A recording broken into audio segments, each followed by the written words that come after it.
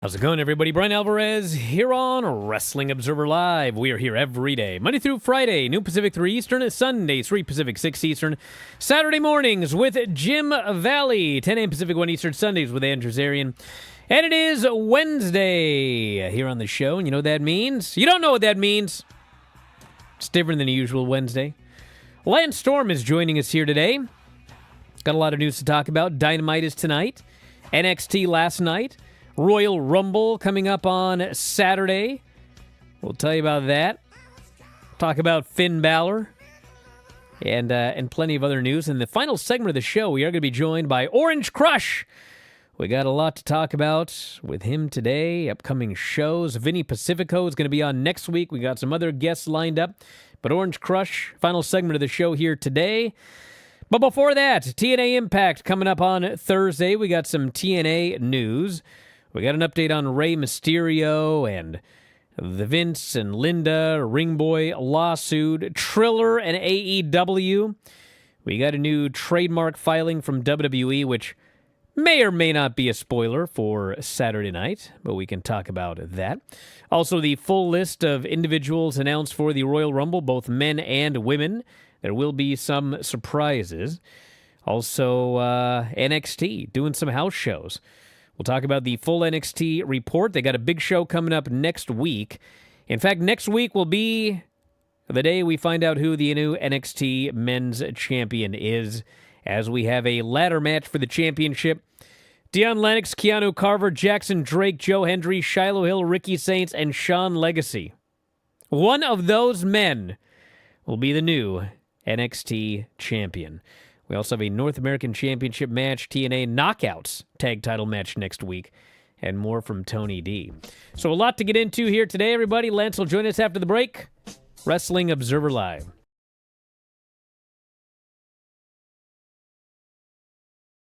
Just a quick note before this free video. If you click like and subscribe, I'd be very thankful. It's Bryan Alvarez and Big Vinny V, and we hope that you enjoy the show. Should I do one more time? Huh? I played the entire song before realizing I had not hit record. I figured as much. So I had to start the entire show over again. Uh-oh. Is my internet down? My internet died. Yeah. All right. Stand by, everybody. Hi, everybody. We're back. And we're just gonna barrel on through, right, Vinny? What do we have on that Facebook thing? Now it says no audio. Jared, do we have audio? I can hear you. Honestly, what is going on? Yeah, we just watched a movie What about is this. up with my internet? Lost everybody again. Curry says no problems with the Big Vinny V show. His words. Not since the first one. I was gonna say the very There have first been one was a Many disaster. problems. Many Yes. problems. We've had quite a few. Yeah, and you know what I do? I just barrel on through. Brian. Barrel on through should be the name of this show. What the hell's going on this week? Like, every single show, something goes terribly wrong. Today, I didn't have the music set to go at first. Then I got it set to go, but I forgot to hit record. Finally, I hit record and got the song going right. Golly. One disaster after another here. We're starting 15 minutes late. I still can't find the video, Jared. Is it up? Where is everything? Granny's joining us here today via phone. We cannot connect her audio or video. It's a blank screen. I don't know what's going on. What are we doing? Should we just quit today? I don't know what the problem is, Granny. I don't know how to fix it. I don't know what's going on. We still have no video. I got a question. Where's the goddamn video at? You gotta fire Jared. All right, now it's up. Hello, everybody. This is the one you told me to do last week, Undertaker plus Psycho Kid. Okay. Are you done laughing? Yeah, Yes, we're done. Yes, Granny, I apologize. There'll be more. Then Psycho Sid comes out with blonde curly hair. Hard to pull. Lasts a while before he gets out of it. I had to give that a 10. A 10. Oh, wow. Undertaker won a match and a belt. That's a 10 on the Granny scale. Victor is still at it more than ever this week. as far as the soaps go. Hell of a report, Granny. All right. That was a 10 on the Granny soap opera report scale. Okay, just a minute. Jared, you're forgiven. Instead of suffering through the YouTube chat, click like and subscribe.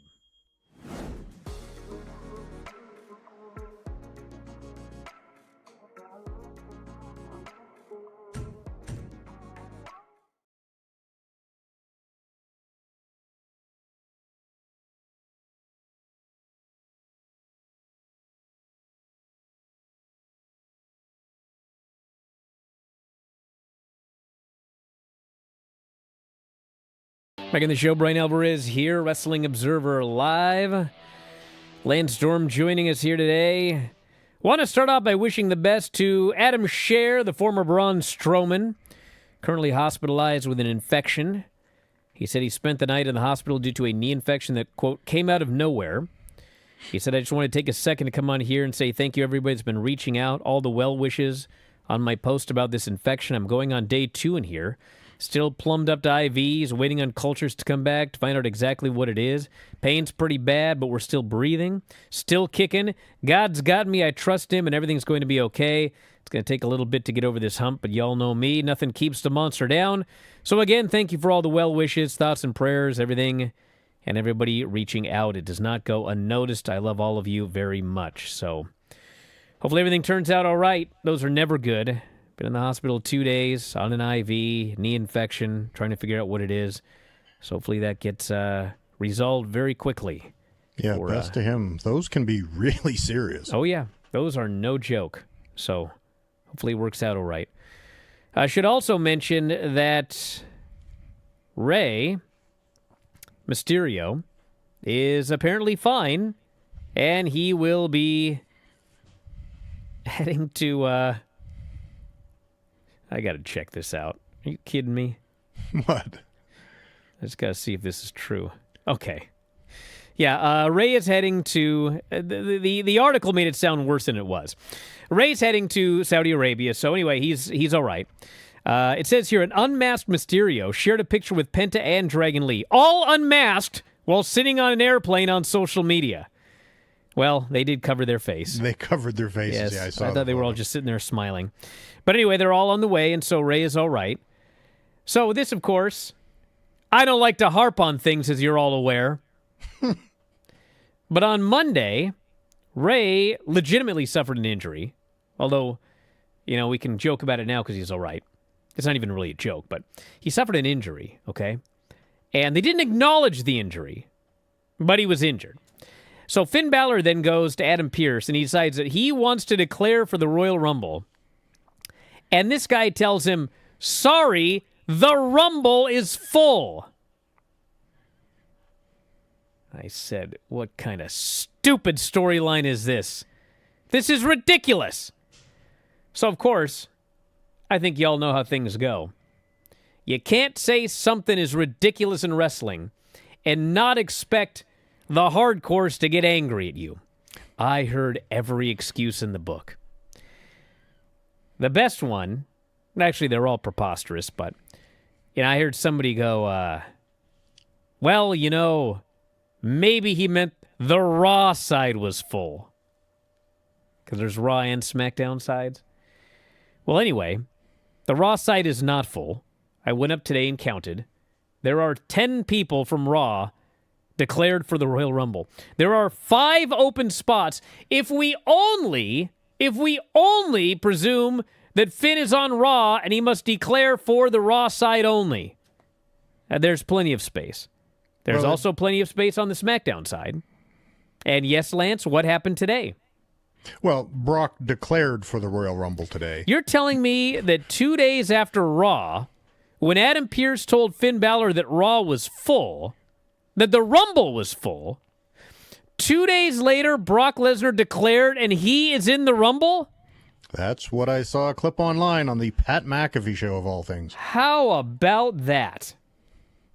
Yeah. This storyline sucks! Well, playing devil's advocate, Oh, please. just because they haven't publicly announced all the Raw people, it is possible that Adam Pearce had notified those 5 people we don't know about and committed them to the Royal Rumble as surprises? Brock declared today. Well, again, I'm not arguing that that is a bit off, but you could, if you wanted to explain things, because wrestling fans always do, you could say that at some point before the conversation with Finn, Adam Pearce had told Brock Lesnar or signed Brock Lesnar to attend the Rumble, and maybe Brock was like, I'd really like to announce that on my buddy Pat McAfee show. You okay with that, Adam? And he's like, sure, Brock, do whatever you want, because it's Brock. And it's a bit of a stretch, but it's possible. It's stupid. That's what it is. Vincent and Linda McMahon have filed oppositions against plaintiffs' requests to keep their anonymity in the ongoing Ring Boy lawsuit. According to Brandon Thurston, Post Wrestling, McMahon's are asking a federal judge to require the plaintiffs to litigate under their real names, arguing that the anonymity hurts their ability to defend themselves. The plaintiffs earlier this month had filed a motion to continue allowing them to use John Doe pseudonyms.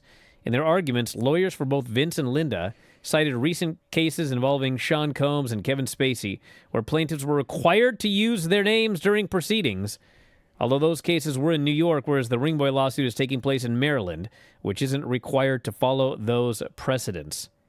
McMahon's attorneys have also brought up the potential for limited confidentiality orders. Plaintiffs have until February 6th to respond. I'm not sure about that argument that if we don't know, if their real names aren't public, we can't defend ourselves. They know the names.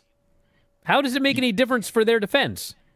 Well, they want to shame them publicly for standing up. Well, that's clearly what they want to do. Yes. But their excuse makes no sense. Their public explanation. Ongoing financial tribulations of Triller. You guys remember Triller? Have provided insights into the importance of AEW to their past business. They were delisted by NASDAQ due to not providing 2 financial reports by a deadline of December 24th. Latest issue in a growing list and includes funding problems, investments that didn't come to fruition. They did file quarterly reports in the annual 10K filings for 2024, not 2025. In those reports, Triller reported AEW accounted for approximately 19% of their consolidated revenue in 2023 and 24% in 2024. Now, it should be noted that it's hard to determine what exactly this means. It sounds like that was good growth for AEW, but the 19% of revenue in 2023 was $10 million, and the 24% in 2024 was $6 million. They hosted AEW Plus, Triller TV, service for international viewers, gave them live access to Dynamite and Collision, discounted rate on pay-per-views, in addition to the option to buy them. Since 2023, other buying options for AEW pay-per-view increased, including YouTube, payperview.com, and even Triller domestically. Amazon Prime, HBO Max also became options, but none of this is covered in the 2025 Triller financials because there are no Triller financials for 2025. So anyway, things not looking good for Triller. Are you telling me that they didn't meet a legal deadline and there was consequences? That is exactly what happened. I didn't think that happened anymore. Well, it does when you're Triller. Ah. This may or may not be a spoiler, but WWE has filed to trademark Career Killer for Gunther. Of course, he's facing AJ in his possible last match on Saturday. If AJ loses, he must retire. So it could be a spoiler, but in reality, he's also killed 2 other careers, so he can use it one way or the other. Well, they've been calling him that already. Yeah. My guess is that he's going to retire AJ in Riyadh. Can I have my 30-second rant here about him being a career killer when he beat 2 guys who were ending their career whether he won or not? Sure. He didn't shorten their careers 1 second. That's true. He should be called the Legacy Killer because he beat and destroyed the indestructible Goldberg, and he made the never give up guy never give up. He's killing legacies. He's not killing careers. He should be called the Gimmick Killer. Gimmick Killer. Because he made the guy who never gave up give up. So there you go. Got a full list of names for the Rumble so far. Men, we've got Cody, Gunther, Jey Uso, Rey Mysterio, Dragon Lee, Penta, Solo, Roman, Jacob, Bronson Reed, Austin Theory, Logan Paul, Braun Breaker, Javon, Oba, and Brock Lesnar. Plenty of room left. And for the women, it's Rhea Ripley, Io Sky, Liv Morgan, Roxanne, Raquel, Asuka, Bailey, Lyra, Jordan, Chelsea, Alexa, Charlotte, Lash, Nia, and Julia. Also, plenty of room left. Back in a moment with more Observer Live.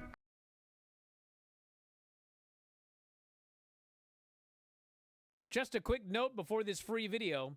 If you click like and subscribe, I'd be very thankful.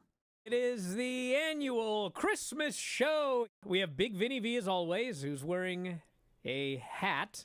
Can confirm. Sean is here as always. He is not festive at I all. forgot my hat. Granny is here. Granny, what's going on? Hello. Craig is here, not festive at all. Yep. And we have Filthy Tom. Oh boy. Should we do shots now? No. I think I should probably watch this for a second. Oh my god. Granny is doing a joyride. I thought they were going to be here. A box of tissues. Clearly that was for Vinny. Scotty's. How dare you? Yeah! Who is this? My guest? Hey, Brian, how you doing? John in Memphis is on the air and he is hammered. I'm a cool guy, right? I'm invited to the barbecue. God damn it! Merry Christmas! I got sober up for this call. Yes. That's a girl. Oh, is this Harley Cameron? I love you. No, I even put I on the love you. American accent. It is? Everyone shut up. Hold on. You are the most talented performer in the entire business. Yes, man. What are you doing in pro wrestling? First of all, you've been far too generous and kind, and I appreciate you. I don't think I've ever seen Vinny that happy before. Bro, ladies and Yeah, I'm gentlemen, going to prison. welcome to the show today here with Filthy Tom Waller and the Goon Squad. Tom, what are you doing? I gotta pee. Well, go pee then. Don't do it on air. Hola, Way to go. Hola? ¿cómo estás? Is this the Beast Mortos? Yes! That could not go any better. The Beast Mortos is here on the air. Beast, how you doing? He sounds very agitated, Vinny. I'm starting to get the feeling this is not a live call with the Beast Mortos. The Beast is short-circuited. No! That's the moon! ¿Cómo estás? What is happening? Hello, Brian. Is this Don Callis? Rob is using the Meltzer star rating for his urinal visits. Just so you know, I'm 7 stars, baby. Ah! So that's it. If it's 7 stars, I want to see it. What?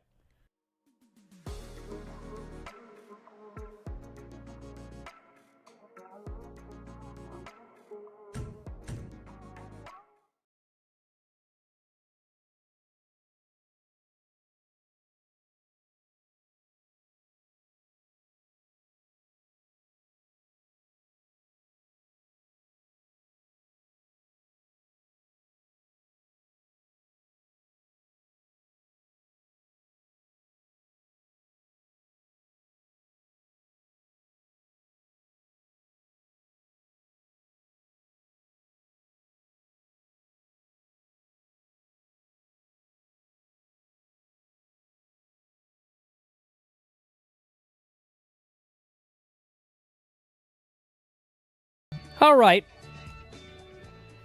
Should we talk about NXT? Did you watch it? Of course I did. Yeah. I don't know, man. It was a show.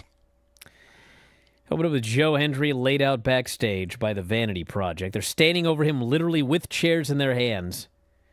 Ava walks up, and they get into an argument about who did it. Ava is busy arguing and not even concerned about the dead body at her feet. She Poor finally Joe. goes, whatever. Hey, can we get some medical? So that was that. It got worse later.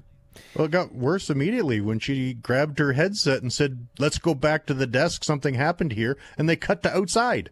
Yeah, Tony D's being led into the building. We had Dark State versus OTM for the tag team titles. And OTM's like, this match had heat. They're over. They're not great. Especially, I really like Bronco Nima, but I don't know if he's hurt or what happened, but like the punches he was throwing in this match were atrocious. And Vanity Project hits ringside. Lucian clobbers them. He gets rolled up and pinned. Sort of. Appalling finish. Just appalling. He sort of got pinned. And then out come Hank and Tank, OTM, Vanity Project, Chase U, and Sean Spears and Nico Vance.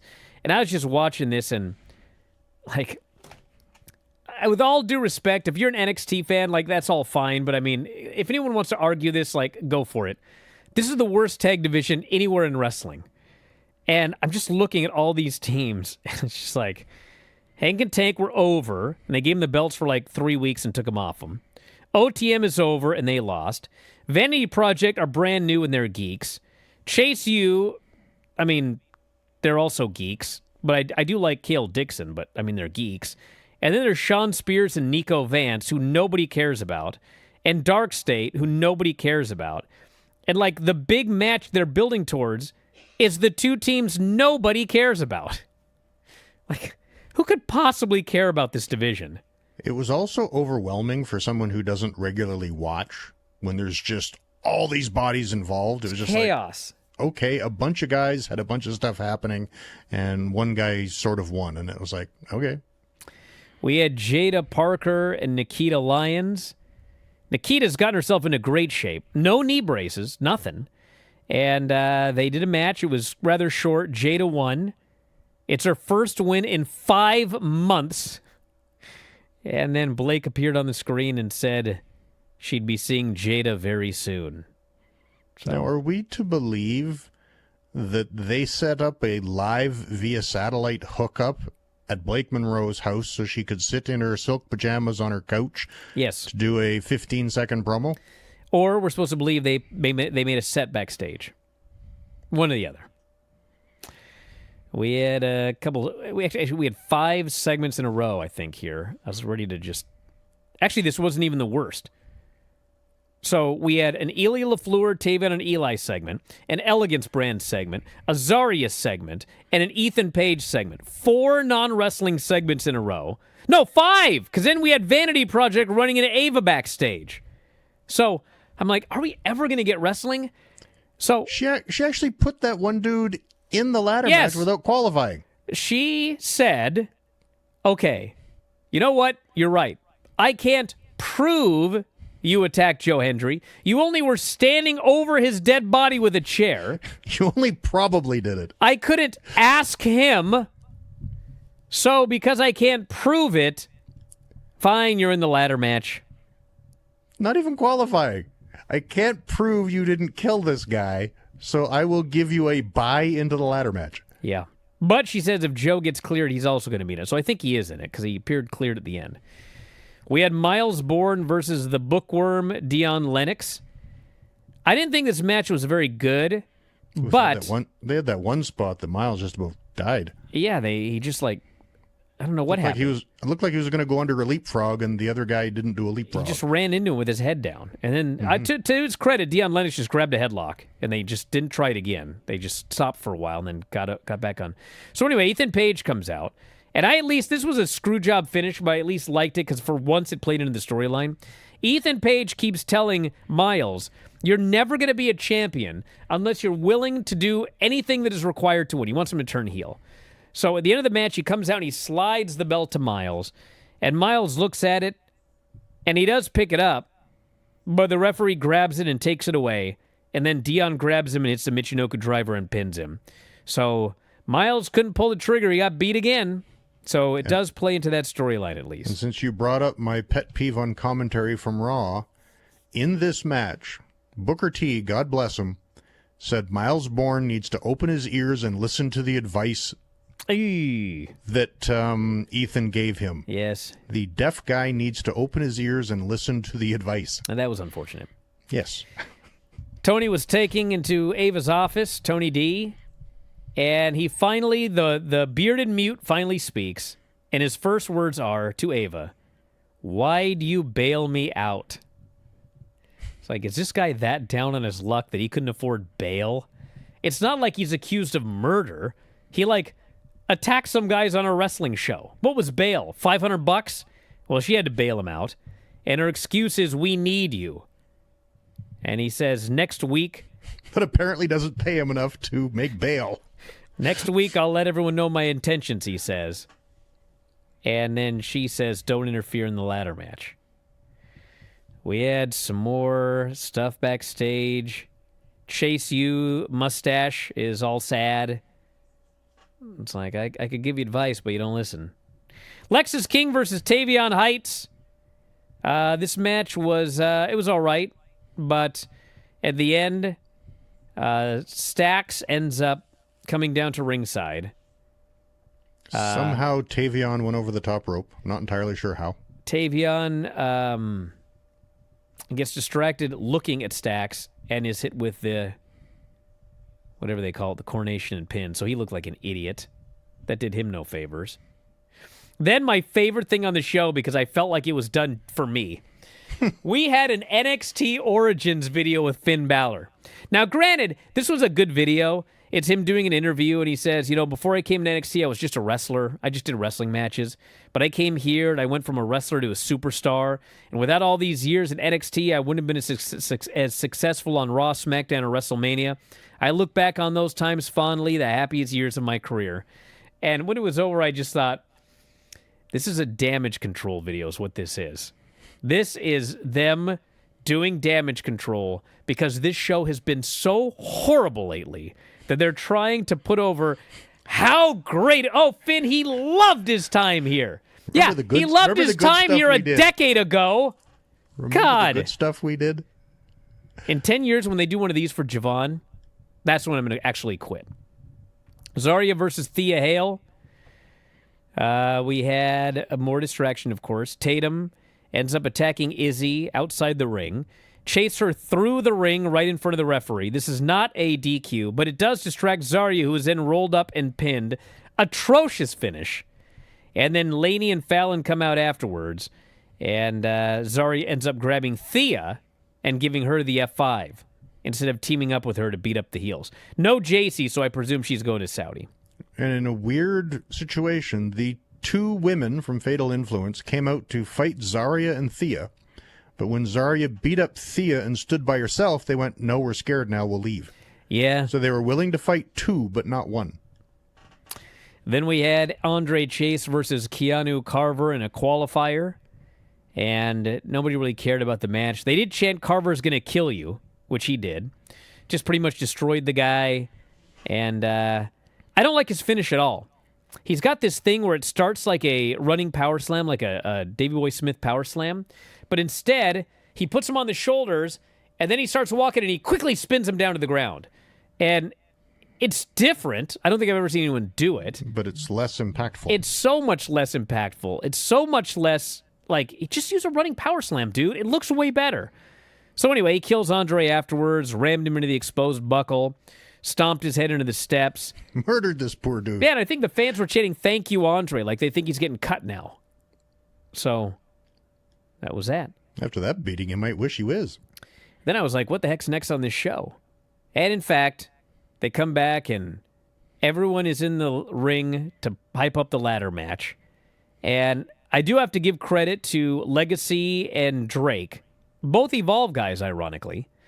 Everybody in the ring here, there are no graphics, and those two guys are the only guys smart enough to mention their own names multiple times during their promo. So then Ricky Starks comes out. Of course, he's the biggest star, but they do give him a graphic because it's NXT. And then a giant brawl breaks out, and Joe Hendry returns from the grave, and he hits Ricky with his finish. But then Carver walks up, and he hits him with his weird power slam thing. And then instinctually, because he must do this over and over, he hits his move and goes for a cover. And then realizes it's not a match, and so he has to stand up. And that was the end of the show.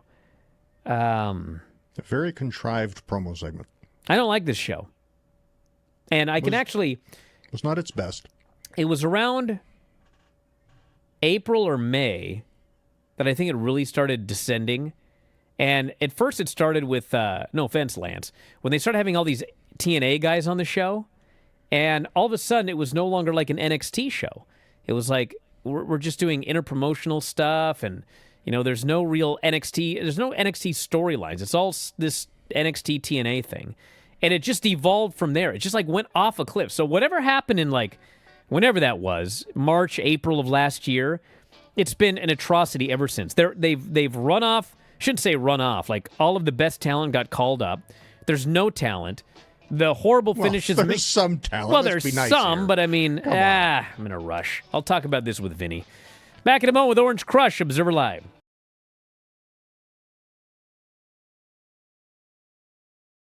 Just a quick note before this free video. If you click like and subscribe, I'd be very thankful. Well, we reviewed SmackDown yesterday, Tom, and you don't even get SmackDown. You're very, just, you know how you are. Fine. Whatever. I don't care. Whatever. That's your impression of Yeah, me? that's my impression of you. Wow. So what are we, at least, I hope you at least watch a SmackDown main event.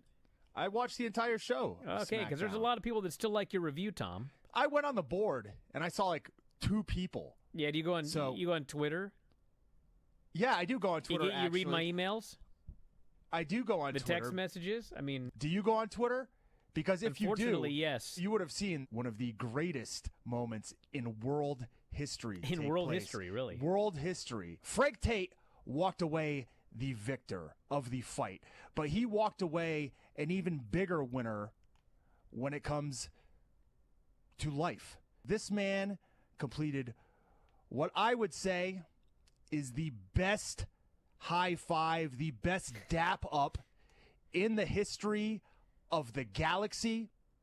This man had his dog. His dog. And when I say dog, barely a dog. I mean D-O-G and D-A-W-G. This was a dog, baby. The dog was so proud. You can see just the elation in that dog's face. He threw that paw up. He let it hang for a few moments, and then he brought it down for the dap. Tom's not even doing this justice. Everyone has seen a dog, like you put your hand out and the dog like puts his paw up to shake hands. This freaking dog goes, ah, hoppa! Like, what? That was more than a high five. I don't even know what you would even term that. He dunked. He dunked that man. 30 million views on this clip. And that is about 1/10 of what it should have. So if you haven't seen it, you deserve it. Treat yourself. Go to my Twitter. Watch Frank Tate high five his dog. No, he did not high five his dog. The dog high fived his dog high fived him. Yes. He just wanted like a, just boom. And this dog was like, no way, brother. You knock that man out. I'm going to give you a big time dunking high five from way up high. You go high five, up high, down low, too slow. This was an up high. Guy should have pulled his hand away. It's the best thing you've ever seen. Man, too slow, Joe. Yeah, it was pretty good. Not going to lie. I liked it.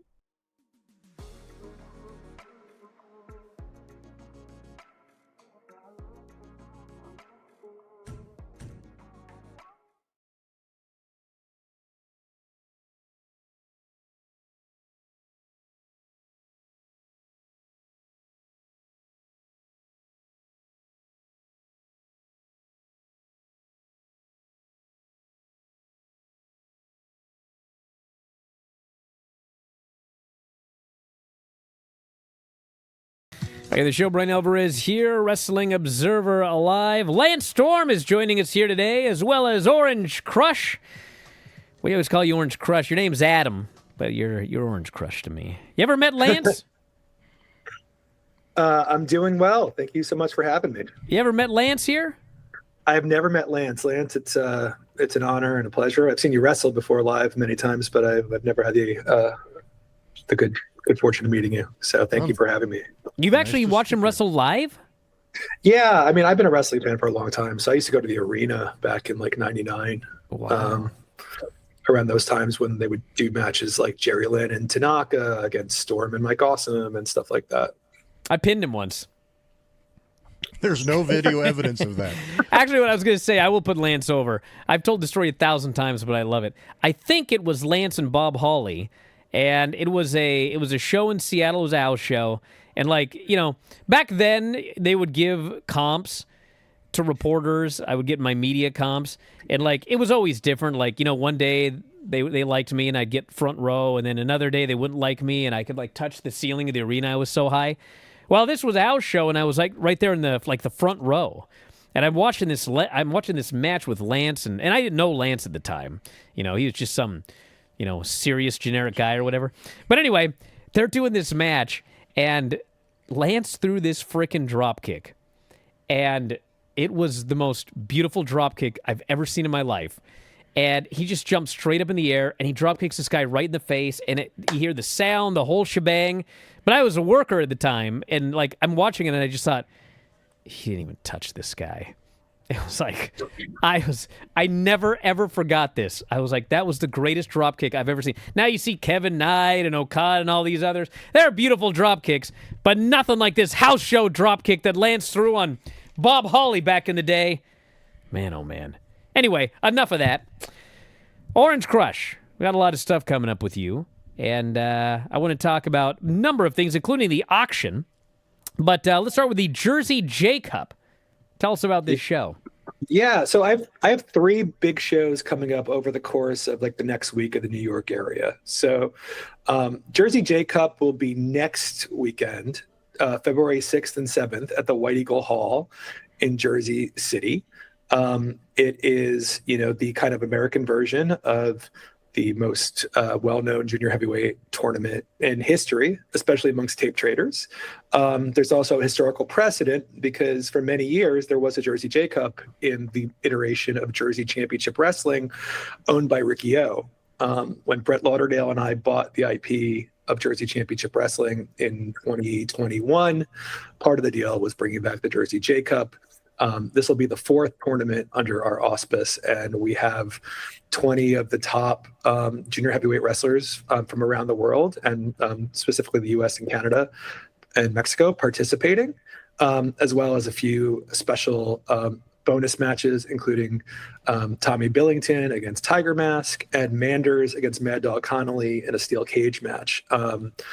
But we're really excited about those shows, and they really give opportunities to wrestle on their own terms, but are a little bit different than other GCW shows in which they're very kind of like straight wrestling. We've had amazing matches in the past, people like Speedball Mike Bailey, Jonathan Gresham, Alex Shelley, so on and so forth. And this year should be no different. So this J Cup goes over 2 nights. So I presume what would it be? Quarterfinals? So the first round would be on the Friday. So all the first round matches, which we have some big ones already announced. Like we're doing Alec Price versus Jordan Oliver in a battle of the GCW Tag Team Champions. We have Jonathan Gresham against Adam Priest in one of Jonathan Gresham's first match back from his absence due to a stroke as part of his comeback.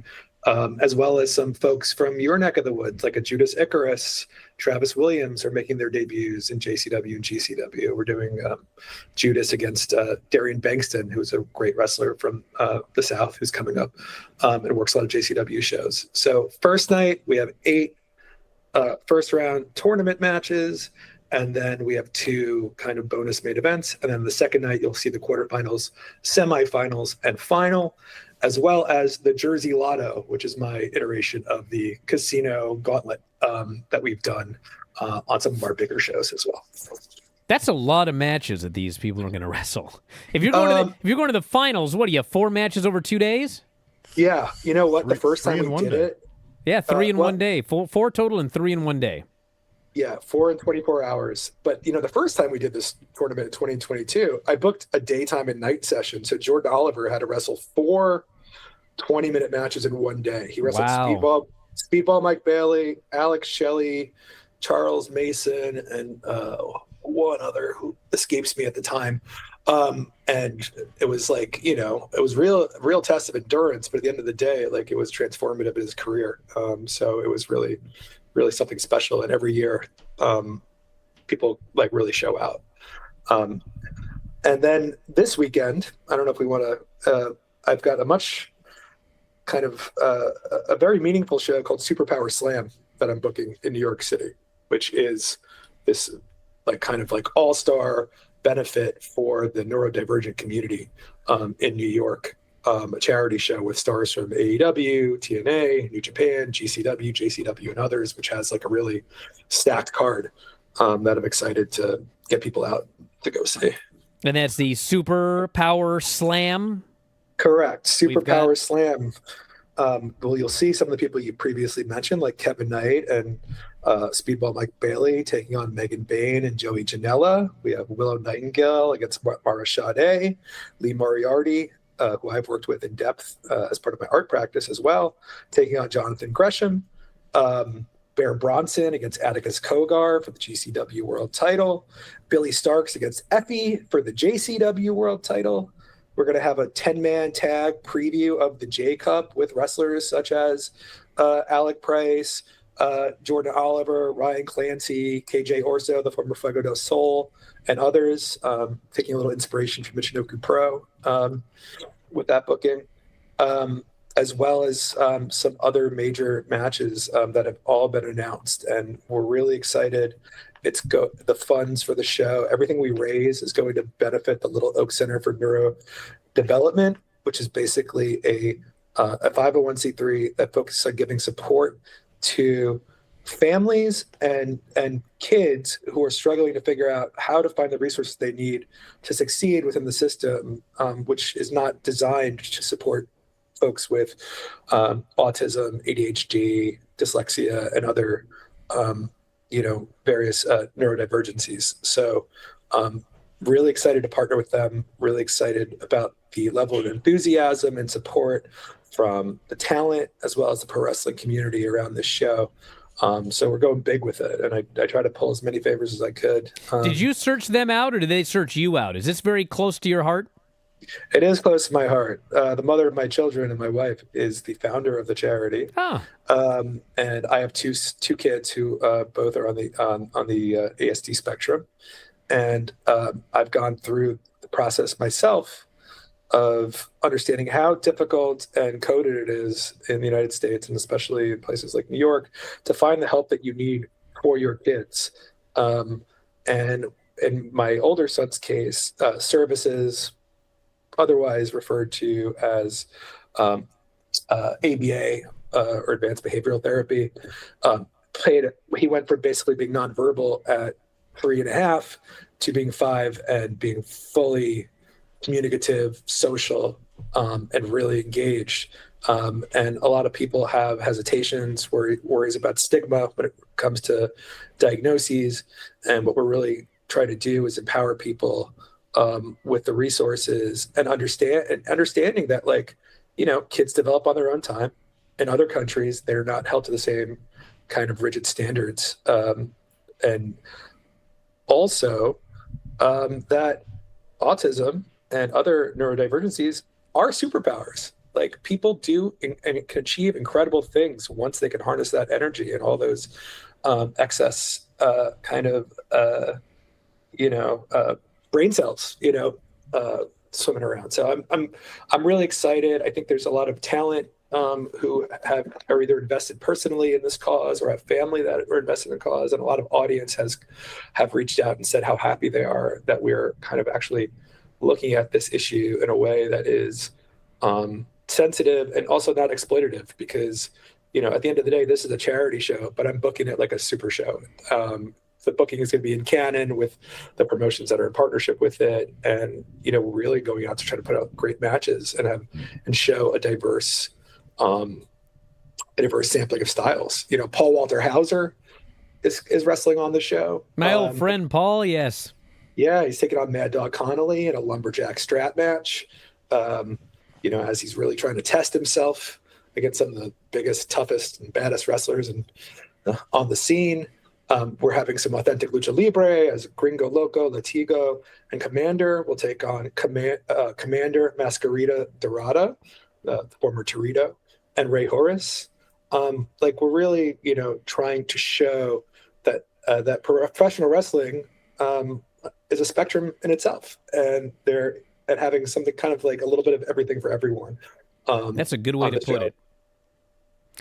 I'm glad that the Superpower show is the week prior to the J Cup, because you've got the J Cup preview there. That would have been 5 matches for the two guys in the finals had it been on the same weekend. Well, one leads into the other. We're in the same market. Jersey City is about 10 to 15 minutes outside of the city on the train. So some people are discovering professional wrestling for the first time by coming to Superpower Slam. A lot of people from the arts and entertainment community.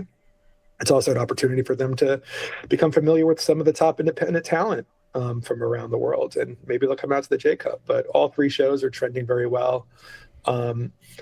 They're Superpower Slam, this is the inaugural, but the J Cup is the show that I'm usually most excited to book under the auspice of JCW in collaboration with Brett, because it's really, it's a pure wrestling show. Like, you're going to see less doors and barbed wire and things of that nature than you might see on your typical GCW show. We really give the talent an opportunity to show kind of like meat and potatoes pro wrestling at the highest level, and they always deliver. You've also got a Superpower Slam silent auction, which is up at Zeffy.com. We'll talk about that. And Willow Nightingale ring-worn boots from Blood and Guts are up here. $250 starting bid. And I remember in 1998, I bought my first pair of boots, and they were $450 in 1998. And granted, they lasted my entire career. It's the only pair of boots I ever bought. But $250 for ring-worn boots from Willow Nightingale? Well, that's a starting bid. That is a starting bid. That's a steal right there. You better make more than that, dude. Listen, if that's how much they cost, I want to buy them myself. But I think ultimately everyone involved in this auction has been extremely generous. I've gotten some really amazing items. I was at that Blood and Guts in Greensboro, North Carolina. So when Willow made that offer to me, I immediately jumped on it. Can I add that these ring-worn boots have got thumbtacks stuck into the bottom of them and are caked in blood? Yeah, probably Willow's blood and probably Sky Blue's blood too, I would imagine, from remembering kind of the trajectory of that match. You could do a lot of cloning with those. They already have a clone. That's right, actually. I hadn't thought of that. Interesting. But then we also are incorporating, my kind of reputation and trajectory in the wrestling world is also as a curator. I'm curating the first major museum show about art and wrestling in 2027. Yes. So we have artworks from Tekla, artworks from Lee Moriarty, as well as Nick Karp has an amazing photo. Well, hold that thought 1 sec. We got to head to a break. We'll come back and get all of the URLs and such for everybody. Wrestling Observer Live.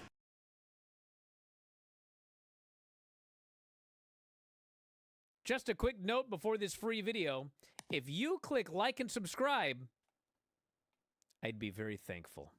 Warner Brothers Discovery announcement came out, and the gist of it is Dynamite and Collision are going to remain on Wednesday and Saturday. Rampage appears to be history, which we had thought. Dynamite and Collision is streamed live on Max if you're a U.S. subscriber. $555 million over 3 years, $185 million a year. Average $185 million a year. It starts lower.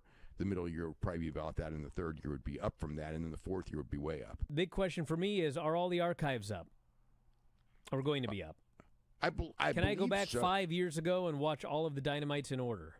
I believe that they will be. Yeah, this won't be till January. I don't know that as a fact, but they're putting archival programming on, so there will be. I don't know if everything will be up, but there will be.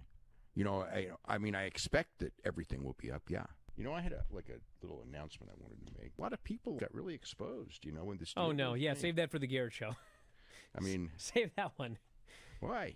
You don't want any heat from these people who no, but I've heard it multiple times. I've been sitting here playing punching bag for these clowns for years, and this was great. This was quite the week of vindication between the Vince McMahon documentary and this deal. Yes, for me, it was an even bigger vindication for Tony Khan. Not that it's even though they're completely different topics. The guy who spent 5 years with all these clowns calling him a money mark, and they went through a couple of years in money losses, which a lot of businesses do. And they could afford it, but the long-term goal was always to make this thing profitable. So at the end of the day, here we are, and with this deal, this is going to be the second most profitable pro wrestling company in the history of pro wrestling. and all of these people that and it's like, I'm not saying you should have figured that much out, but in the last year, you know, it kind of was leaning this way. And even if it wasn't going to be the second most profitable company in the history of pro wrestling, it would end up being profitable, which once you're profitable, the term money mark goes out the window. So anyway, this is like complete vindication. Jericho actually went on the show. I mean, it was almost like he was reading my mind with that line about, boy, did all these experts come off as being really stupid and out of touch. I don't know if he used those words, but they were. Because it's not like this came out of nowhere. We've been talking about this for months. I've been telling people. I've been telling them. I go like, you better frickin' pivot because you're going to look like fools if this deal comes in the way it looks it's going to come in. And none of them could stop. They're so deep into it. They've been lying to their podcast listeners for God knows how long. So anyway, there's a lot more to that. But anyway, I did want to get that off my chest.